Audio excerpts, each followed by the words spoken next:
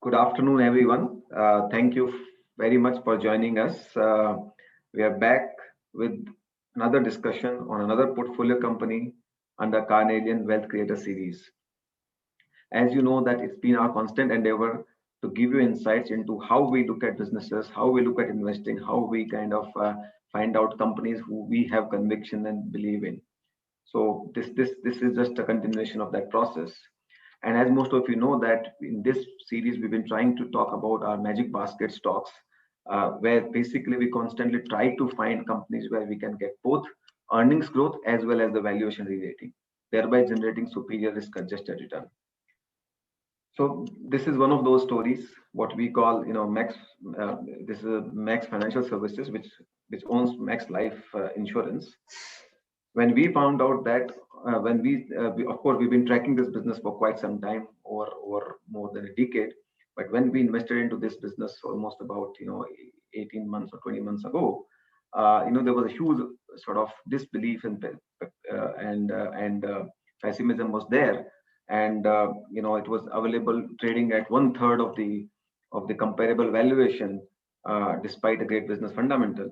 And we did our homework, and we believe that the business has been, the fundamentals of the business is very good. It's been built on a very strong footings by the management team. Max Life was the fourth largest insurance company, built over a period of 20 years.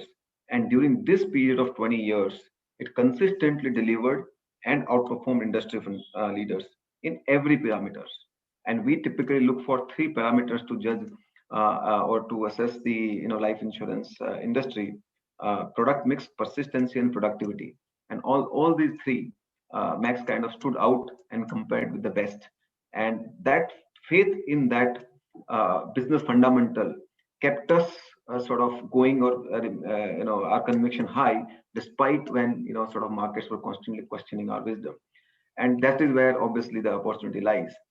So, today we will discuss some of those, insights into how this management team built this business over the years. Of course, it was founded under the leadership of Mr. Analjit Singh, who has built several businesses over the years.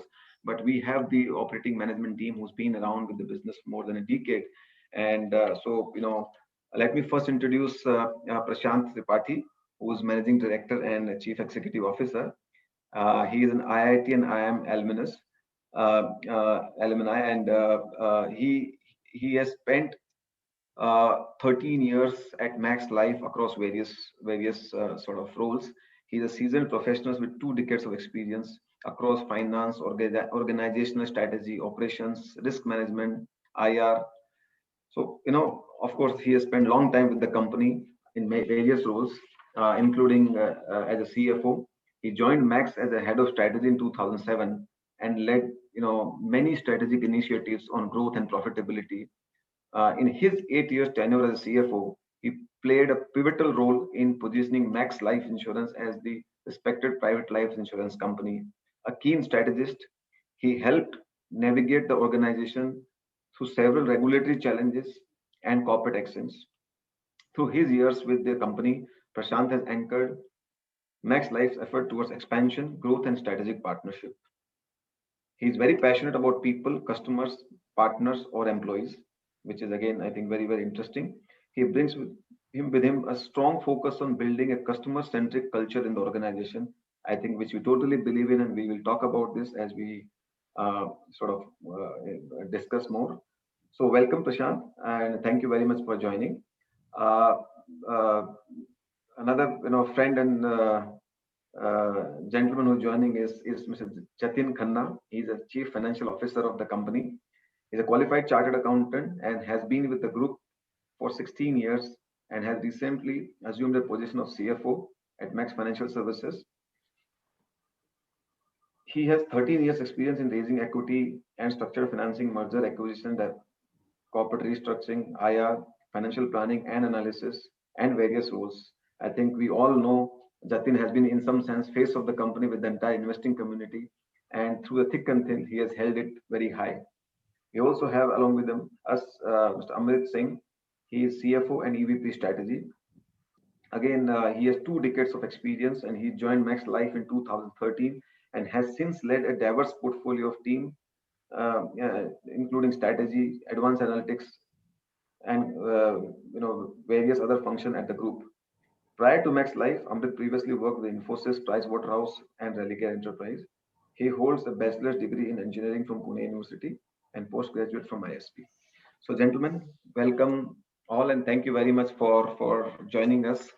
So, let me get straight to our topic in terms of getting insight from right from you. So, Prashant, like I said, that we've been super impressed by how you have built or the entire team, and you have played a very large and long role in this. Of building this fourth largest insurance company, despite lots of handicaps with you, right? Against on those three P parameters which we kind of evaluate. So why don't you take us through this journey, how it has been, and I would love to get your insights into that, and maybe then I'll shoot some questions. Thank you very much, Vikas. Firstly, thank you very much for having all of us here on your show. We really appreciate that, and we respect your firm because, in a way, you and your firm are thought leaders and idea providers to the entire community. The journey has been pretty good, actually, because not 13, actually 14 years. So I've been a part of 2/3 of Max Life's journey. And yeah, really talking about early years, we came from no big, lineage or within financial services space. We had no credentials actually in financial services space. So it took us a long time. I mean, initially, you can imagine that if you're competing with the likes of ICICI, HDFC, LIC, Tata, Birla, Bajaj, and then suddenly our folks will go and represent that we are from Max. The question will be, what is Max? And you've never heard of it. So it took some time, thanks to the strategy that we chose along with New York Life, which was our first partner. We invested quite heavily in building the brand through our agents. Our agents actually, we invested heavily. We focused on training infrastructure. We put disproportionate focus on hiring, recruiting, developing our agency advisors. And they started to build the brand because slowly people started to recognize the Max agents because they were far more matured. They gave suggestions and opinions which were much better than other people. They remained in touch with the customers, and that's how slowly our brand started to build. We started to make heavy investments somewhere around 2008 to build Max Life Insurance as a brand, and after that, you would have seen Max Life much more in a series of ads. Firstly, starting with Karo Zyada Ka Irada, it was like a theme many years ago, but slowly it changed to Sachi advice or focus on protection, etc. Those were some of the things that we picked up. So first part of 10 years journey built through our agency advisors and some bit working with uh, working on our brand. Then our journey started to expand with our one of our parent organization now, Axis Bank. They became our partners way back in 2010, and with Yes Bank growing and Axis Bank growing, and we expanding our presence very quickly alongside them, really helped substantiate and solidify the business. If I were to look back at the reason for success, and you're very kind in your words, Vikas, uh, I think being a challenger brand, number one. Number two, doing things very different from other people. Having conviction in the way we want to run the business. Always focusing on productivity and have a bias for productivity. Never lose sight of profitable outcomes. If you look at our track record, not just in terms of growth, but also look at VNB growth rates or return on embedded value, those kind of things. You won't find tons of yo-yo going on. I mean, we are quite serious about predictable high numbers, and those have been real success. But there's just one thing where I will summarize, which I believe is the reason for success, is the quality of people within the business. Be it agency advisor, be it management team, be it people who work in the business. You'll be surprised to know that for a 20-year-old organization, people at my level and my DR's level, their average experience in the company is close to about 8 to 9 years. And if you have to look at top 35 people, the average experience will be of more than 10 years. So really, people have stuck on. It's a very purpose-driven organization, trying to build business through the first principle, where people relate to the cause, and we have invested heavily on building the business by retaining people. As you know, because this is an assumption business, I always say, what will happen after 5 years and 10 years is something which is right now on the basis of assumption. For example, VNB is an assumption number. You assume that this is how profits will emerge, and this will be the lapsation. Now the management team must stay in the business actually to deliver on the assumptions that they have made. Otherwise, the business will go awry. So we have been lucky. Last point is the focus from shareholders. We are the only life insurance. We are the only business actually underneath Max Financial. So we have been very lucky to get undivided focus, attention, large stakes in the business, and hence the shareholders have been extremely supportive. The board has been extremely supportive, and now we're lucky that Axis Bank has also joined the board, and they have reiterated multiple times that it's a part of their vision. They want to build a life insurance company, and we are that business. So I'm quite hopeful for the future as well. So overall, really following the first principle, because like you later, following the first principle, being true, not being driven by short term, trying to build a large franchise with the support of people and shareholders is the way I'll summarize. Great. I think, absolutely. I think, and that's what we have always consistently followed. And, in early part of, you made a lot of difficult choices. Like when the entire industry was probably going after ULIP, you did kind of go more for traditional par products. While that was giving you delayed gratification, I think probably, it would not give you any kind of immediate sort of gratification as you would have in the ULIP, but it would help build long term. So what did it go about in making those choices? And same way, I think, going from, was it more compulsion than that, you didn't have choice, or it was a conscious strategy that where you more built your agency model, just like LIC, going only straight for banca, which was, of course, you went later, but you always were focused on that model. So, and these two choices were kind of, I think, probably very, very critical at that point in time. So there are one or two things, Vikas, on which, when I look back, I kind of say, thank God we made those choices. One of them was having extreme bias towards traditional designs. At that point of time, traditional was participating because there was no protection, there was no non-par. It is something that was instilled in us by New York Life. As you know, some of the earlier designs like Whole Life, Max Life actually brought the Whole Life design in India. We were the first ones who launched, and people loved it. And we trained our agents on selling traditional designs. Because very early on, we had debates. From 2004, ULIP started to pick up. And, some of the life insurance companies were selling something like 90-95% ULIPs.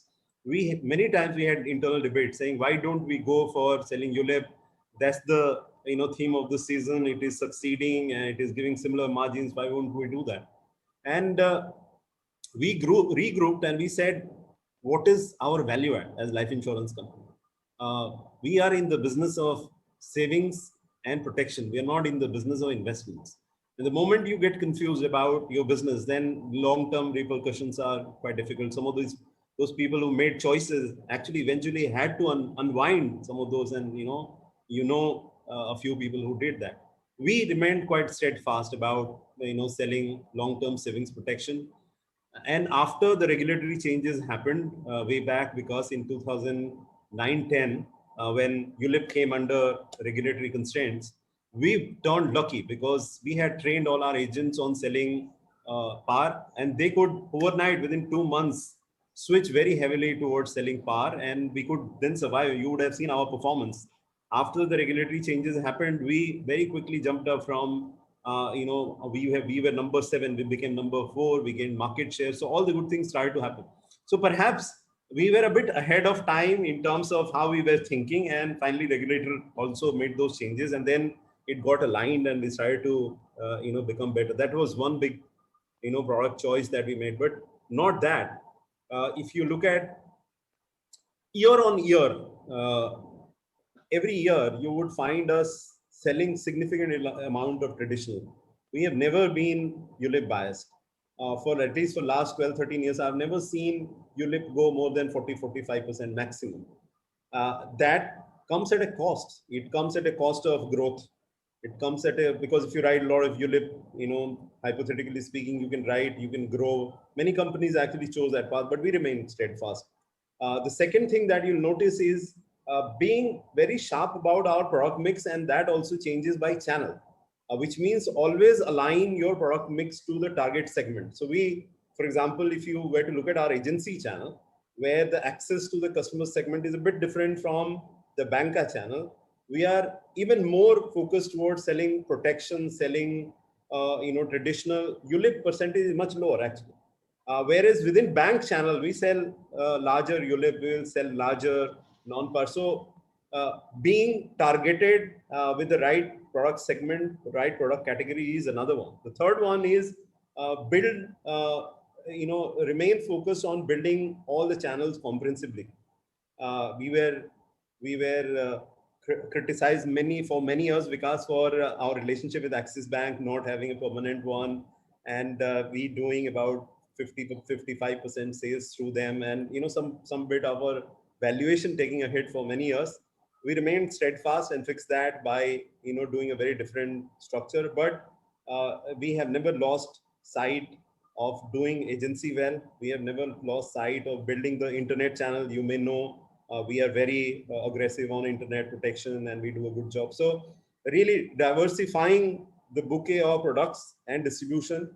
So those three, selling par or traditional, remaining diversified on products by channel, remaining diversified on distribution contribution, all those have really helped us, because now when I look at the business,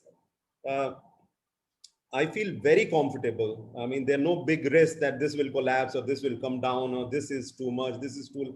We are quite balanced, and that helps us navigate difficult situations very well. Correct. No, absolutely. And I must tell you that, we do a lot of checks with competition, and this is not now, but we've done it over the years. And, in that sense, you are one of those few companies which competition admires. So whenever we asked, when I was in Edelweiss, I asked to ask Edelweiss Life guys, and also in general, we asked people, and of course, HDFC Life wanted to acquire you at one point in time. So generally, competition has been, admirer of you, and which I think speaks volumes about that always gave us a very big input in terms of the work you're doing. Yeah, because the company is made of very small things which exist in the company. So I'm very happy and glad that people admire us, and we also admire a few people. But I must share with you, because that we don't admire ourselves. We are always positively dissatisfied. We are always trying to find issues that we should be solving for. Many a times, the discussions that happen at a management team level is about what is not working well than what is working well. And I think that's the essence of continuous improvement. We're on that journey. So that helps us. I think that's where probably you're leading with the next question, and I think I'm totally believer in that. And what we found culturally, Max has always done small innovations which were way ahead of the industry, and eventually many of them ended up becoming the industry practice, whether to settle claims within 48 hours or giving a confirmatory calls to a customer, and giving right to kind of surrender even after he has been sold and he's paid premium, still he can surrender free look period. Or even I remember Jatin telling me that today data analytics is a buzzword, but I think you guys did way back when district level which business is profitable, not profitable, and accordingly you chose your which geographies to go. So you did a lot of these small things which kind of. So could you give us where does this culture come from? Is it because of the what the word you use, internal dissatisfaction, or positive dissatisfaction? Sorry, I think so. Maybe where does it come from? How do you kind of keep that culture constantly alive, where team is constantly innovating, and what more you have in times to come? So, one of the things that will amuse you with the numbers that I shared with you, Vikas, that if you were to look at our top 300 leaders in the company, Uh, about 70% of them have been in the business for more than 5 years. About 50% of them have been in the company for more than 10 years. Now, really, if you want to retain people in the business and we are just one company. I mean, we don't have flexibilities of moving people around that, we don't have other companies where we can send people, is to create an environment which is hugely dynamic, where there are many things happening all the time, where people are being challenged, people are trying to do many things. And that's been, doing some of these innovative work, doing new things is the way of life at Max Life Insurance. We keep thinking, we keep challenging each other as to, what can we improve. You're right, because the regulatory requirement on free look cancellation, which became a regulation, is something that we did even before the regulation came. Or, cash bonuses. Now you will see many companies talking about cash bonus. There are power products where people are launching bonuses from next year, and there are big things being discussed. We were the first ones, actually, not right now, 20 years ago, to begin cash bonuses.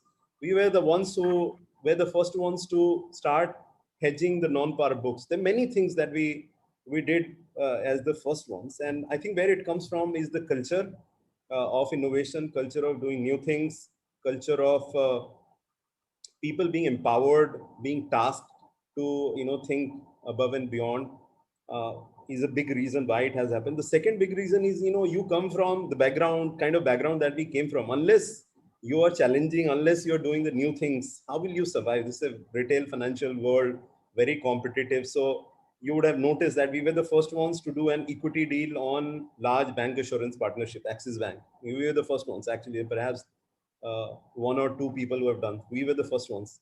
Yeah, you could perhaps debate that the Axis Bank deal, which happened just now, is also one of its kind, because banks have been parents from day one. No bank has chosen to become parent at a subsequent date, right?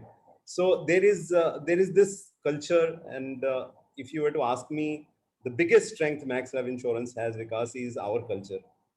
We are a purpose driven organization. So the first thing that we discuss is what is the purpose of everybody working in Max Life Insurance is to inspire customers to maximize the value of their lives. So really, I everybody in the company gets inspired to sell more sum assured, to protect more. So we have taken a higher cause. It is not about do more sales or gain market share. It is a higher level cause. And uh,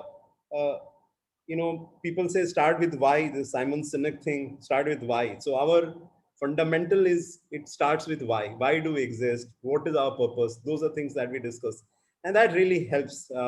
This year, because we were number 18 on Great Places to Work, and that's a cultural thing about our organization. This means that while we are performing well, it is also at the strong foundation of people being engaged and people being happy, and those are big markers of organizational success. So I'm very proud of the culture, and I'm very proud with the way we are trying to run. Again, big believer of small improvements making a big difference over a long period of time. Correct. I think I totally agree with you, and I think for benefit of our audience, I can just share that like you said, you were ranked 18th in great places to work, and I guess only life insurance company. Last year we were the only ones. This Okay, year a couple of other people have joined, but we have improved our rank from right. 24 So I to. think which is again a great feat to achieve, and I guess it speaks a lot because, and especially I think when the group was going through a bit challenging time, and despite that, I think the what we also did that one comfort that despite at some challenging time at the group level, the performance of the business never deteriorated, and that spoke to, generally speaking, when let's say there are a lot of rumors in the market, a lot of group level worries are there, people tend to get demotivated, people tend to start buying into rumors, and it invariably sort of impacts the performance of the business. And we always question that why it is that this company keeps on delivering despite all those so-called bad rumors or bad situation in the marketplace. And that always impressed us. And I guess people culture. So would you like to give some one or two more insights into HR practices, what you follow? I mean, why people stick around long? Because I'm sure especially when you're admired company, people would be trying to poach people from your organization. I mean, this is kind of very given. So why they still to kind of stick around? And is there some insight you can give? Yeah, one of the things that inspire people a lot, and I'll tell you about HR practices in a second, is a belief that whenever odds are against us or odds are against industry, we have to be number one. So it has happened many times actually, and last year also when it happened, this is how we gave inspiration to everyone. So for example, regulatory changes happened, ULIP regulatory changes happened, we gained market share because we sold traditional. Then PAR changes happened, regulatory changes happened way back in 2012-13, traditional product, we again gained market share. Then we were merging with HDFC Life, almost merged, came out of it, we again gained market share. Last year, coronavirus happened, we again gained market share. So each time odds are against this company actually goes above and beyond to do a good job. It is it is like a Well, it is like a Nara. For example, when it happened in 2017, when we were merging with HDFC Life, my boss at that point, Rajesh, said that we're going to get merged. This is our last year. Let's make this the best year, and everybody rallied behind it. Likewise, last year it was a Nara saying this is the worst time in humanity, people losing jobs, etc. Let's make this our best year, and people actually rallied and they did it, and it worked for everyone. Where it comes from is two or three things. Because I told you about purpose, but we have purpose as well as values driven organization. There are four values that we not only live by, but everybody gets measured. Everybody has to demonstrate those values, and anybody can challenge the other person on those values. Two very important of those values are growth mindset and customer obsession. The other two are collaboration and caring. So anybody who works in this company has to demonstrate those cultures. And at the end of the year, people measure on in a normal company on performance and competencies. We have junked this competency part. People get measured on performance and culture, performance and values. So everybody is meant to deliver those values, and it has been crystallized and communicated, and everybody is trained what these values mean and what behavior form they should show up. Number one. Number two, our HR leader Shailesh and I both have long years of experience working in GE. And GE used to run a process called Session C, a very famous process where every year at that point of time, Jack Welch will spend a large part of his year, about 6 months, doing assessment of talent. We have a similar process in our company called Organization Talent Review, OTR, where starting from the lowest level, it just rolls up at all level, where the discussion is about talent pool, succession planning, development of all the leaders in the company. It just passes through me, and I spend time with everyone. And that process takes about 2 to 3 months time, eventually going to the board. I think it has been a hugely successful tool for us to recognize talent, to give them high responsibilities, and to make sure that all the people are being given the inputs that are required. For example, if you see in our business right now, Amrit here on this call has been with the company for about 8 years, just became the CFO, but he is a talent from within. I have been with for 14 years. I came from within. Our DMD is from within. So other than a few functional experts, everybody just is a is a product of this OTR process, and that works really well for us. So that's the second one. And the third one is a very open and transparent culture where we enjoy talking. Anybody can say anything to anyone. At the end of the day, we want to build a culture which is built around initiatives, humility, close contacts, transparency, where people have the right and power to say whatever, run initiatives. Those are things that we do. At the end, very hard to define the culture, but these are ingredients actually because of all culture in the company. great. I think so. If I were to quote two things, Nassim Taleb, defines companies which get better in bad times as anti-fragile Correct. organizations. So I think you are a classic example of anti-fragile, that somebody who thrives will get stronger in the middle of adversity. And secondly, I think there are studies that in good companies, or company which are generally good, and the internal people tend to rise through the rank and can contribute. And I think that culture seems to be very Yes. much there in an organization, that it is internal people who grow through the ranks, and I think thereby contribute to the longevity and growth of the organization. So great. I think very, very good insights into the uh, company. Before I get onto the industry and how do you see the overall journey? Is there anything which we would like to give some differentiator stuff which Max Life is doing now, which probably sets you apart from the competition? I think there are many things that we are trying to do in our company. The best thing which has happened in last year and a half is the way we have solidified our distribution. If you look at us, you know, really fixing some of the issues which were there in the business for which we were being criticized a lot. The level of trust was low. We will be talked about a few things. I mean, you won't believe, because despite performance way back in 2017, 18, when we go out and talk to other people in the industry, say, yeah, you are doing well, but you wait for the day when you get acquired. So I think we are out of that zone now. We have built that quite well. So all parts of distribution are firing really well. The other thing that we've done is our focus on two items: protection and customer acquisition through e-commerce. I think those two we have done very well. At any point of time, if you were to notice market leaders on selling protection, not just at aggregator space, but also on our own uh, site, about 6 to 7% of the customers come directly on our website and buy protections. That part has worked really well. As a result of this, sum assured, which is a core part of the business, sum assured is, I mean, we exist to sell sum assured, right? Yeah. Uh, Sum assured, Max Life Insurance has grown significantly more than other people. Actually, at a new premium level, our market share is 10.8, but sum assured market share is about 16%. We are the top 3 people selling sum assured, which is a great thing because it just links to the purpose. Is in addition, so those are really items on which we differentiate. We do disproportionately better. In addition, if you look at our 5-year, 6-year performance, it is perhaps the most steady performance. You will find at least the top 4 listed companies or 3 listed companies. The variations that you will see in the performance of other companies will be more than our performance. We are like predictable, rock solid performance. And that's something which we discuss internally, that we have to be growing at a boring yet high pace so that people know that Max Life Insurance will do this. That's something which we do a bit differently, and we like to.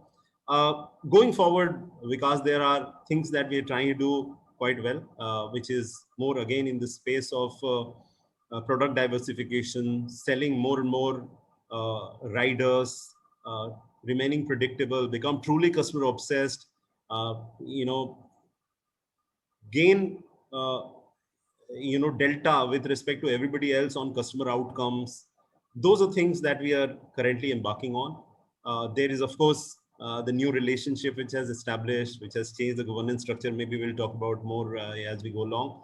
But that's also a new thing. I'm very excited. So are Jatin and Amrit on the new opportunities for Max Life Insurance being associated to such a large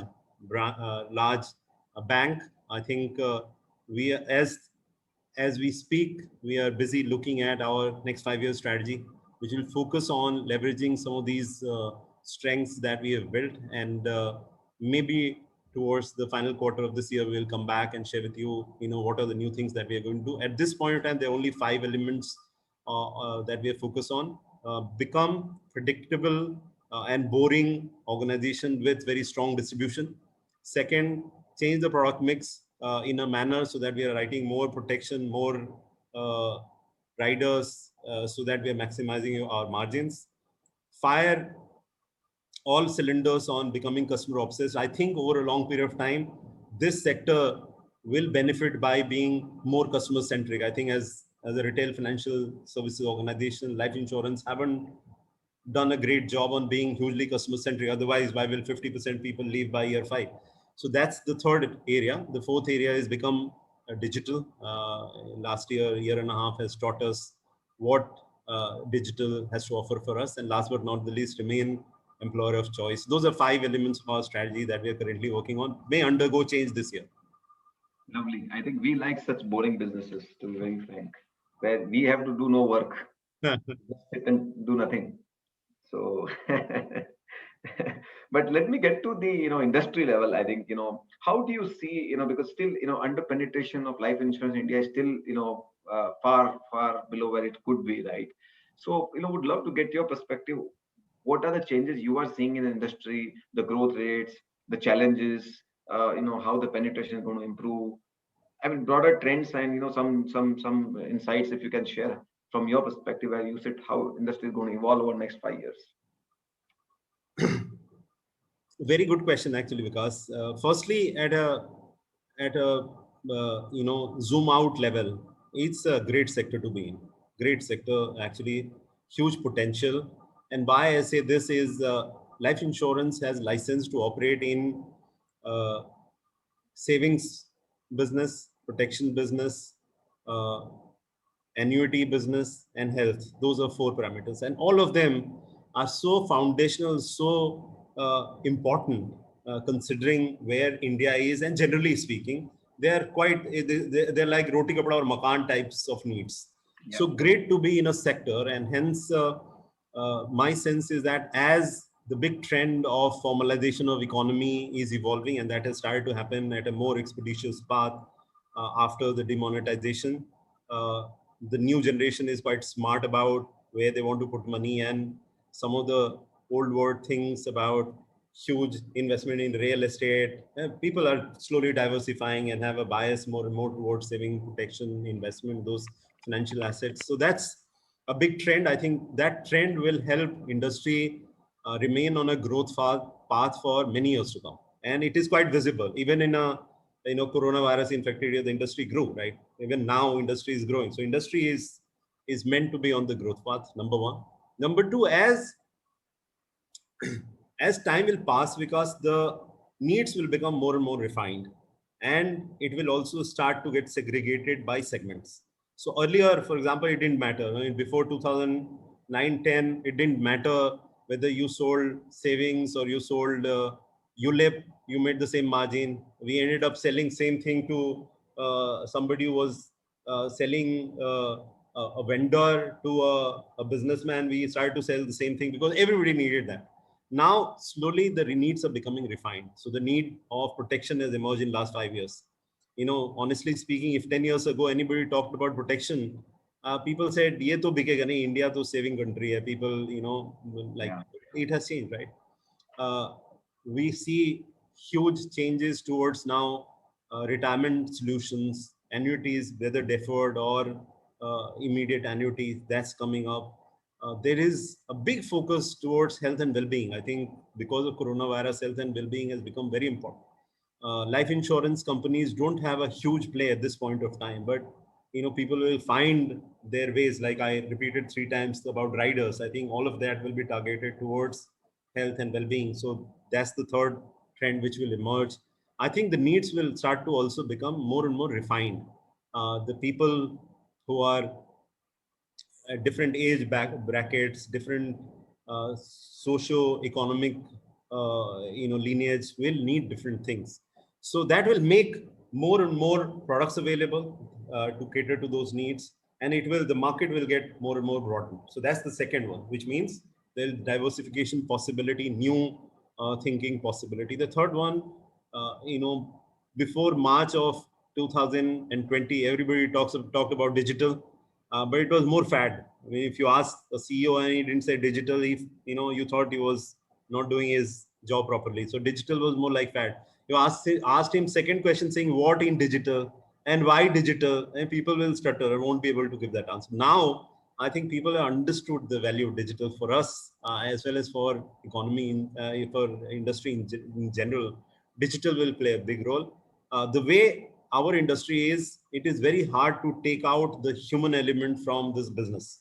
Looks very unlikely that we will have a model which is 100% digital, where there's no communication, no discussion happening. Maybe small little part it is possible, but for us, the journey is going to be physical plus digital, which means you'd enable the human being digitally so that you could drive either the productivity, you can take the products to the market, you could automate. So there is a big trend towards digitization. You will find people do more and more across the entire value chain of customer acquisition, customer onboarding, customer service, renewal, all those things you will see more and more digital. It will take out costs or build scales on the strength of digitization. That's the fourth one. I think the fifth one will be hugely favorable regulatory regime. If you really talk about regulatory intervention in life insurance space, at least for 10 years, this industry witnessed very sharp regulatory interventions, perhaps also to sort out issues and create the foundation. Now that all that has been done, I expect a very supportive, very favorable regulatory regime, because it kind of creates magic for everyone, not just the industry, but customer, for government. So those are possibilities. At a summary level, I feel extremely confident of the potential of this segment. And if Max Life Insurance were to do a good job, I think we have a great future. So what kind of growth rate you would expect this industry to grow at, let's say, over next 5 years in your assessment? I think 15% kind of a new sales APE basis is definitely a possibility. And my math is, India will grow like 6-7%, maybe once things stabilize. 6-7%, if 4-5% inflation, that takes to about 12%. About give 3%, 3-4% for maybe lack of penetration. So if 15% is definitely a possibility. Great. And so and maybe if the growth picks up fast, then you can grow more, because I think one of the Max Life honestly should be targeting much higher growth. I mean, in 20s perhaps. Yeah, sure.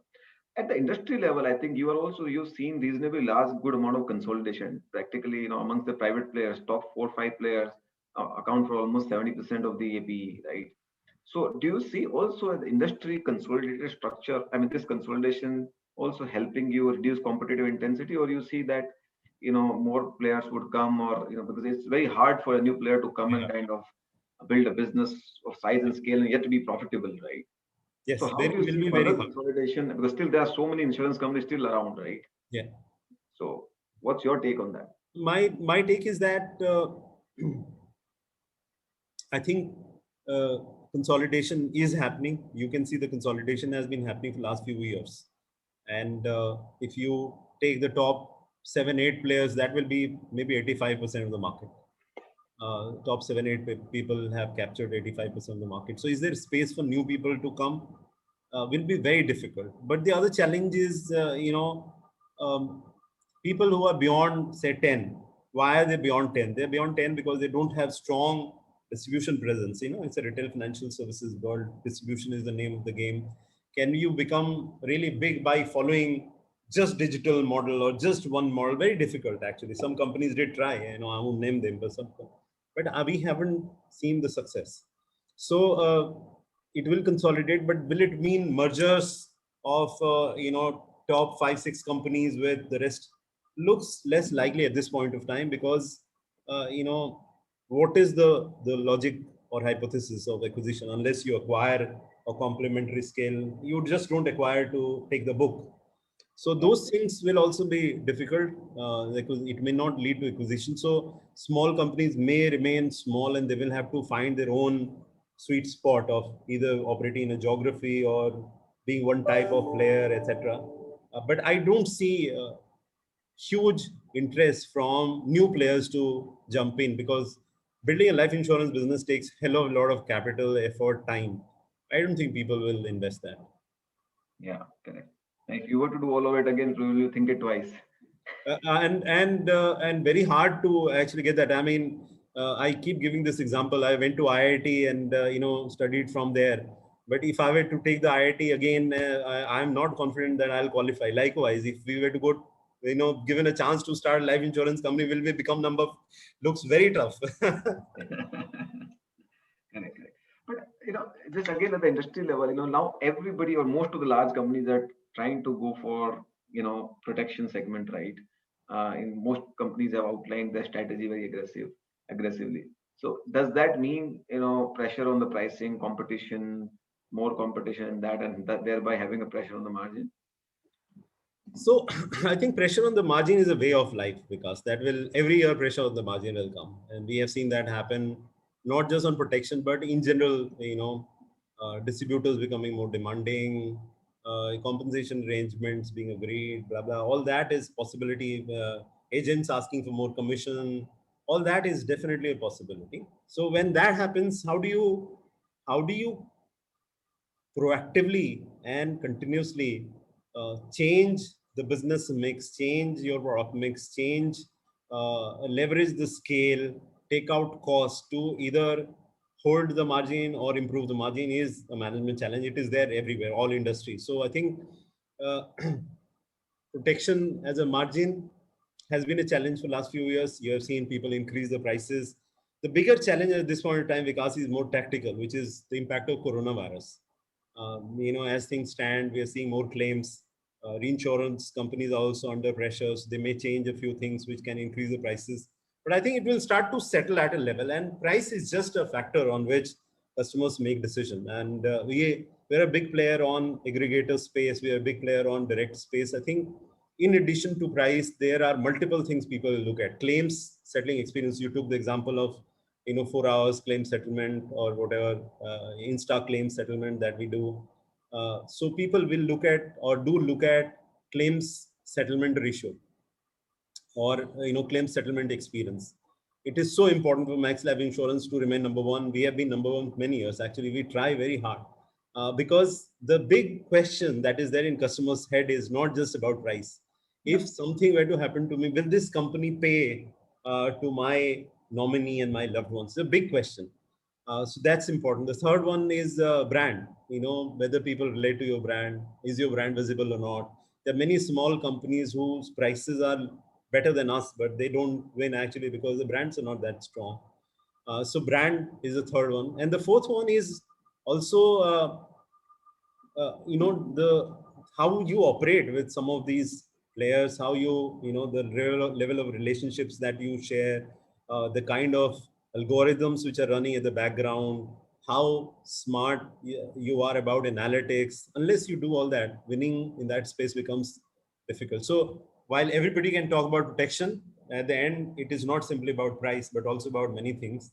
And whosoever cracks this, in addition to having an engine of underwriting which is superior than other people, leading to better mortality experience and hence leading to always good price, will be the way this game will be won.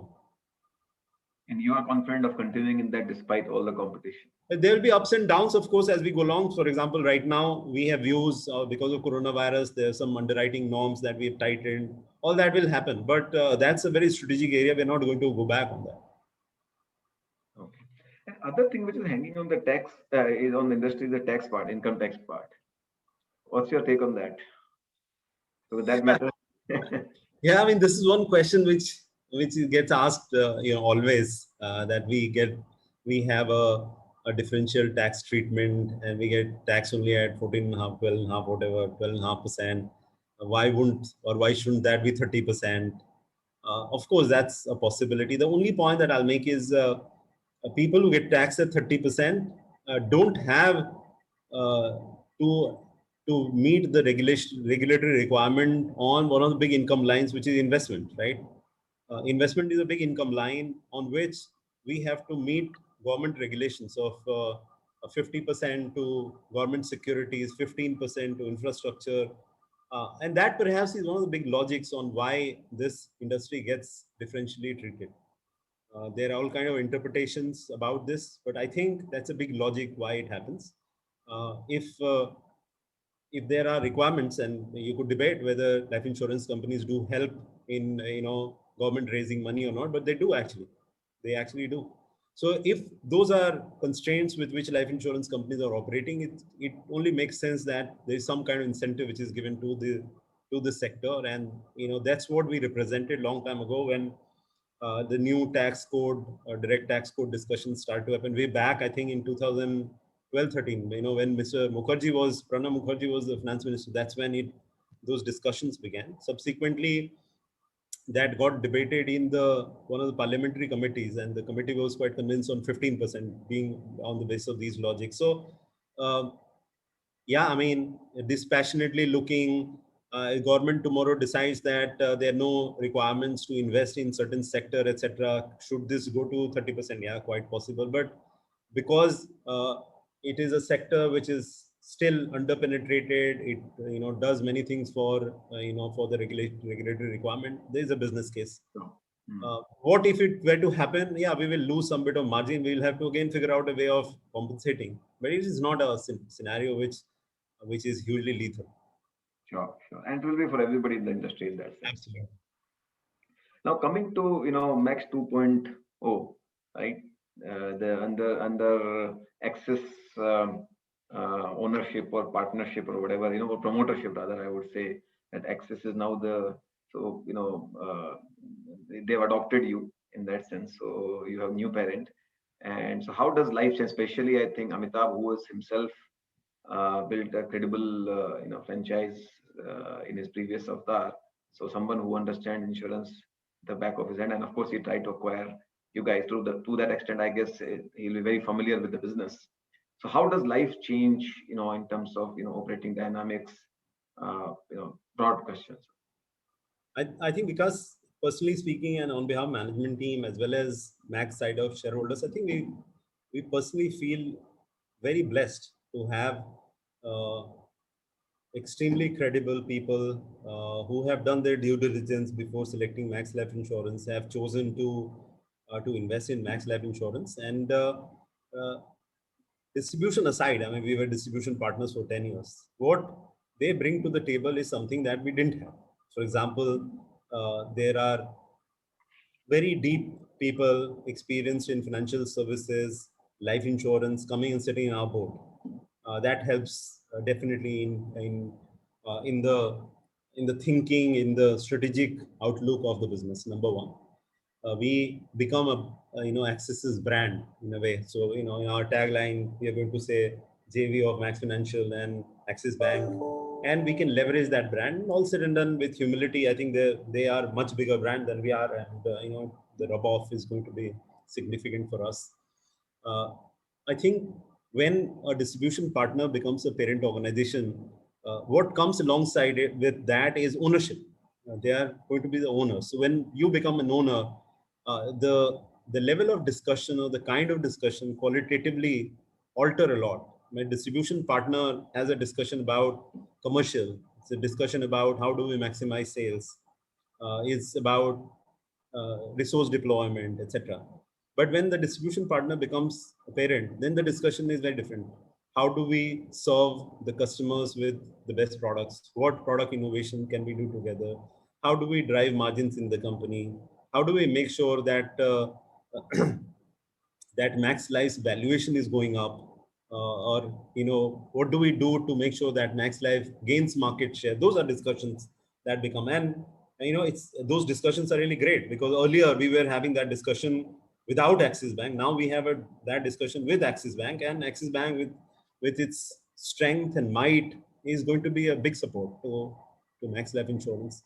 Last but not the least, I think the ownership does create uh, take away the constant challenge or constant I wouldn't say mind share or distraction, but we had to spend a lot of time actually trying to sort this. So it is going to release bandwidth, management bandwidth, actually to start to focus on areas which will drive the business even more strongly than how we have been able to. So it releases management bandwidth. It gives us very strong professionals who sit on our board and guide us. It gives the platform and the ownership, and I think all of them are much desired, much needed. So I'm honestly very thankful to Axis Bank to come on board, and I think the connotation about adopted child, etc., I hope we become their true children to to deliver to the outcome rather than being adopted.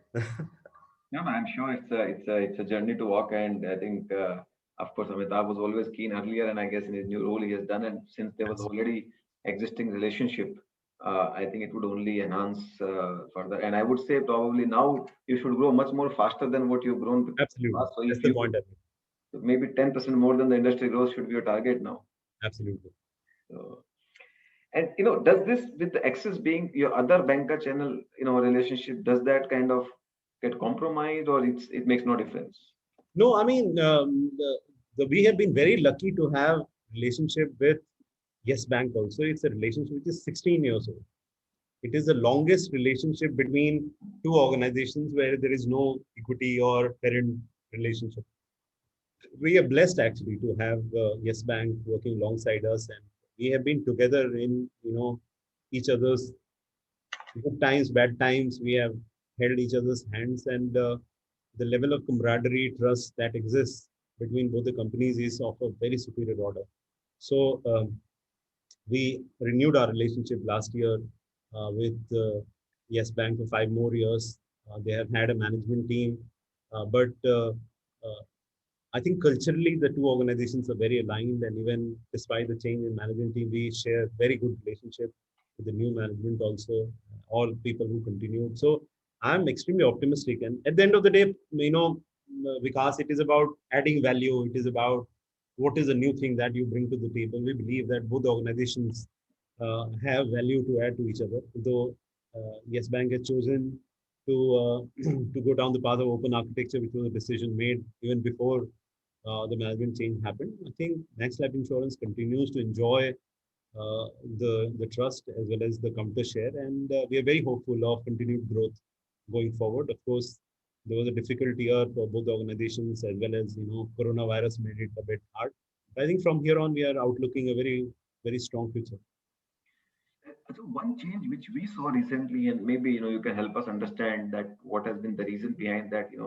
You've been very sort of aggressive in non-par products, and especially in a rising interest rate environment, right? Uh, so that has been a big departure from the past.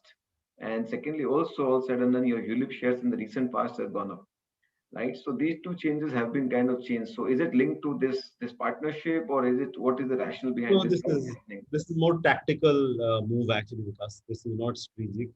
As things stand, we're trying to cut down uh, the the share of ULIP. Actually, in the month of June, it is lower than April and May, because the markets ran up, and the times were very difficult. Our distribution partners were just trying to focus more on sales outcome as against product mix. So that's very tactical.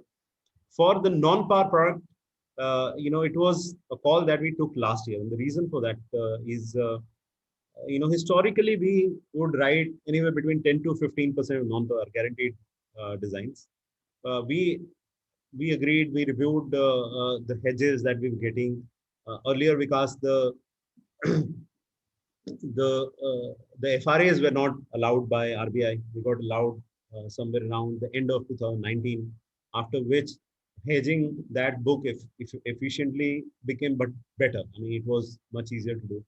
That's why we decided that we can safely now go up to about 30% or 25-30%. That's where we want to be, because at the end of the day, if you are able to minimize the risk and yet the margin profiles are better, then that's a good thing to do. So you would see us operate more maybe in 25, 30 kind of a zone on par savings.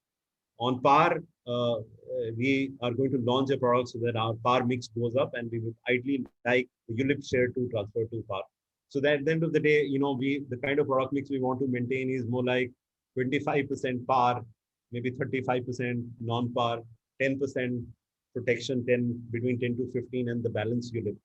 We are not very far away from there, but more work to do. Sure, sure. And maybe this Jatin can answer this question, that how do we, so this new structure, how do we see unwinding, and the actual life insurance company getting listed rather than the holdco thing? I think to that some extent, I think it also impacts sort of valuation and the some bit of governance also. So what's the roadmap like for this eventual listing of the life insurance? Right. So few things, because I think firstly, the intent is to really collapse the structure. Obviously, there is no reason for the holding company and the subsidiary company structure to exist. There was a reason it existed, and that reason is now more or less addressed. So with that behind us, we can now go ahead and do it. I think there are a couple of precursors to that. One is for us to acquire, for MFS to acquire 5% stake from Mitsui. that transaction, we've already filed for regulatory approval. So I think it's a matter of time. We should be able to close that.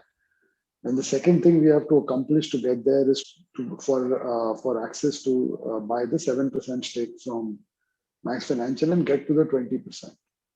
Once these two steps are done, then we are all set to sort of embark on this journey. So clearly, very much sort of in some sense keen and committed and eager to get to that path, because we also realize, the fact that, obviously, I mean, there are inefficiencies in terms of, like I said, governance. Some people talk about corporate costs, though we have brought them down to almost insignificant level relative to the overall market cap of the company. But I think we understand that there are some inefficiencies, or let me say, investors' preference to buy pure play business, as opposed to buying it through a holding company. Really keen to sort of walk that journey. Okay. And there are a couple of questions which have come from audience. So I'll just take them, and maybe I think, Jatin, you could only address probably that there's a high promoter pledge and promoters' interest in other businesses like senior citizen and hospitality investments. So, what's the roadmap on that or plan on that? Is there a light you can throw on that? Yeah, sure. So firstly, I think there has been a very strong commitment from the sponsors to sort of bring down the pledge as well as leverage both. You've seen that, almost from the peak debt, they have almost brought it down to 1/3. So that is sort of one big development. Over the last 24 months, there have been series of monetization to really bring down the debt. So that's the first point. The second is, even on the pledge, I think it's come down to a relatively comfortable zone currently. I think as of 30th June or whatever, currently it's around 60% or so. And, one's expecting it to sort of go down further. And, I said on the call was about 60%, 65% range. But after that, there has been a monetization which has happened. So obviously, as those loans are all sort of repaid, rejigged and all of that, I think it'll be more like 50-55% pledge. So I think it will be quite comfortable level at pledge. I think more so the leverage is quite, has been reduced significantly. It's not as much the pledge per se. And today, I think their debt to whatever equity ratio will be some 0.15, so or 0.2 at best. So to that extent, very comfortable levels. So that's sort of the other thing. Now, with regards to their interest in other businesses also, so if you were to sort of go back into the history of Max, we built and delivered shareholder value by building businesses, and the sponsors have built about 18, 19 businesses in their entrepreneurial journey. So this group has always been like that. However, having said that, what one has also done is to basically through the demerger which we did in 2016 to create pure play businesses. So so investors who are interested in health, let's say the life insurance side obviously are in Max Financial, but then there's Max India for senior care spectrum. Then there's Max Ventures for real estate. So therefore, there are different businesses and also being run by different people. For example, the able management team led by Prashant runs the life insurance business. Sahil is the MD of senior living business, and of the real estate business, so Max Venture, and the senior living business has been currently being led by Rajat under the sort of the overall strategic leadership of Tara. So to that extent, I think there are different people who are running different businesses. So to that extent, it really it has never mattered to that extent in terms of group being in various businesses. No, I think makes sense. Another question which has come from any of you, Amrit or Prashant, any of you could choose to answer that. Some insights on cost optimization going forward. Will standalone branches reduce because of the digital drive, or they will still remain, or because of the is there a also on manpower, does staff reduced due to replacement by either virtual relationship manager or because of digitization? So do you see that staff cost going down? Amrit, you want to take that? You there, Amrit? I think he has frozen, so seems like he has dropped. Or Okay. So basically, there's a lot of cost that we pulled out also last year. Really leveraging the digital effort. But are we in a position to make our branches completely digital? The answer, unfortunately, is no at this point in time, because the moment we try something which is fully digital, what happens is that the conversions fall drastically. Like I mentioned to you, life insurance sale, because of its long tenure and deeper engagement, is seeing a physical plus digital amalgam. So what will happen as a result is we will be able to pull out costs, which means the infrastructure may go down, the number of offices or the size of offices could come down, etc., etc. But are we able to completely abandon the physical infrastructure? The answer to that is no yet. We are unable to do that. So you will see cost reduction, you will see work which is happening on cost front, but is it going to be a very disproportionate cost? I think more of cost ratio improvement will happen out of scale than cost elimination. Sure. Sure. I think, do we have Amrit back? Or? I am there. Unfortunately, my Zoom keeps hanging actually. Hi, Vikas. Okay. Hi. No, I was just kind of, I thought, if you could have come in on this aspect as well. I know. And anything on the, strategy with Axis or going forward, if you would like to add on the strategy front. You want to take that, Amrit? Yeah, sure. I think on the cost, Prashant kind of answered, because we did last year take out all, these are largely negotiation plays, whether it's a rental footprint negotiation, looking at some branches, optimizing the space footprint of those branches, and that journey will continue. Even some discretionary aspects around travel, which had become a habit, as a which got formed. The supervisors are traveling, the sales teams are traveling. All of that, I think digital has given a muscle which will stay as a structural lever. But beyond this, if you really look at our cost, it's actually all sitting in people and largely in the distribution. So it's important for us to kind of keep that muscle ongoing, and we will be, looking to actually build on that particular muscle with respect to productivity outcomes and productivity throughputs, etc., coming through. These are areas to invest in, rather than actually optimize. Even during these times, we were very careful that we will ensure that the distribution muscle doesn't get impacted or hurt. Now, specific to Axis, as Prashant said, and I think from the available pool of customers that Axis has access to, both who have a banking relationship or customers who are just known to the bank because the larger ecosystem footprint the bank has, we are extremely underpenetrated. So there is that continued opportunity of penetrating better, leveraging better superior analytics, integrating with their CRM system so that the discipline around sales fronts kind of come through, looking at these white spaces, creating products for those white spaces, cater to those specific needs of the customers, are some steps that we will continue building and kind of expanding as kind of time progresses. So those are a few things that we are actually already pregnant with. We are in various stages around that, whether it's a footprint on the digital side, whether it is the systems that are being built for the sales to become easier and more faster, more efficient, or whether it is analytics nudge that we're trying to give at various points in time, given the vast amount of data the bank actually has. Great. And any of you would ask this question, that the integration between two organizations is happening more like is there a beyond, the two organizations are going to be standalone, but let's say whether to override on the branch network, or what level of integration, would be there? It will still remain an arm's length, two separate organizations, or there'll be a little more deeper integration? So at an infrastructure sharing, etc., we are not seeing tons of integration. I think the integration will happen more at,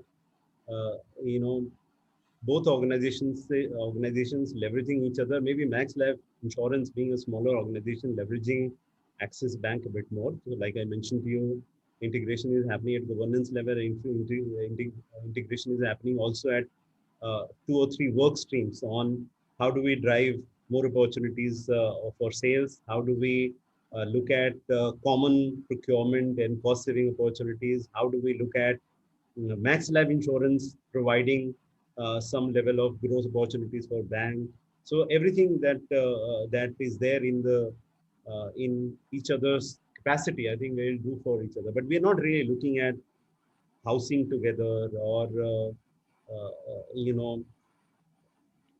physically kind of coming close. Those are things that we're not thinking at this point. So, Prashant, are you there? Yeah. Yes. So,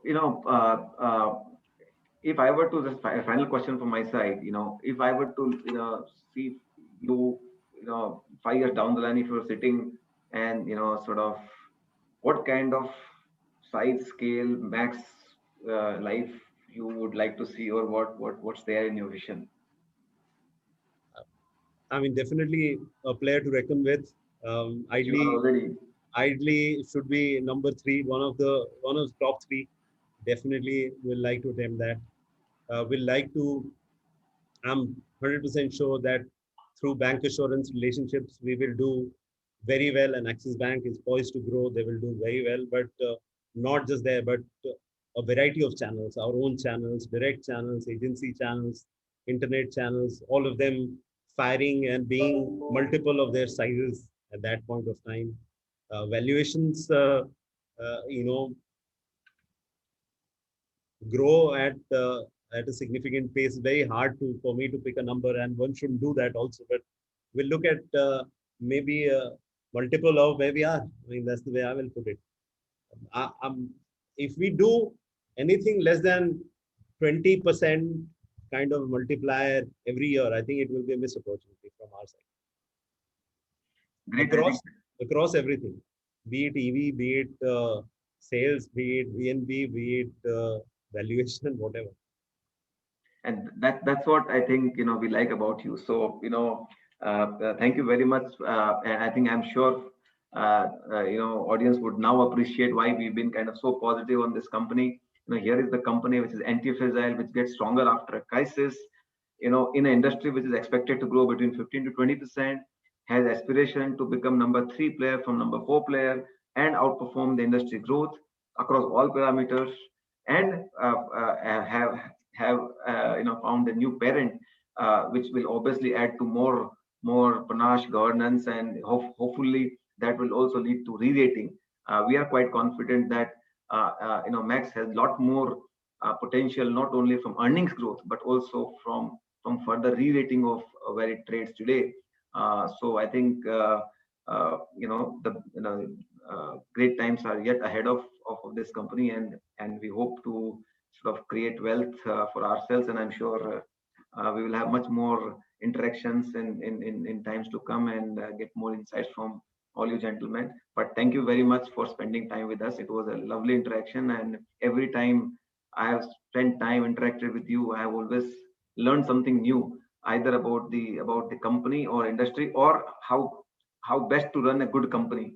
And I think today we got lots of insights on that. So thank you very much for spending time with us this afternoon. Thank you, Vikas. Thanks for having us, and really appreciate all your support. Thank you, and thank you very much to all our investors who have spent time with us this afternoon. Hope this afternoon was well spent, and I look forward to have much more engagement in the times to come. Thank you. Thanks, Vikas. Thank you. Thank you. Thank you.